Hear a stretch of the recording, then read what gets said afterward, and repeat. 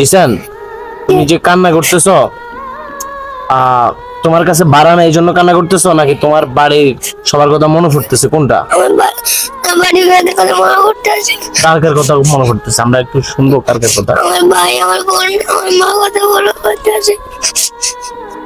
দর্শক, আসলে কি বলার আছে যে একজন এতিম জিসান সে কান্না করতেছে যে তার মা বাবা কিংবা ভাই বোন সবার কথা তার মনে পড়তেছে, সে অজরে কান্না করতেছে। একজন এতিম, আসলে এতিম এমনিতে এমনি এমনি কখনো একজন এতিমের কান্না আসে না, চোখের পানি এমনি আসে না। একজন এতিমের কষ্ট আসলে কেউ বুঝবেন না, যে এতিমের কষ্ট এতিমরাই বুঝবে। আমি আসলে দেশ এবং প্রবাস থেকে যারা দেখতেছেন, সবার কাছে আমার মানবিক আবেদন থাকবে যে জিসানের পাশে সবসময় আপনারা থাকবেন। আর সবসময় জিসানের টুকটাক জিনিস প্রয়োজন হতে পারে। এতিম জিসান আসলে যার মা বাবা কেউ নেই, মা কিন্তু আছে, কিন্তু অনেক দূরে চট্টগ্রাম চাকরির জন্য নিজের সংসার নিয়ে ব্যস্ত হয়ে গেছে। যে একজন ছেলে মাদ্রাসায় আছে, তার কোনো খোঁজ খবর নেই না, কিংবা তার বাবাও তার খোঁজ খবর নেই না।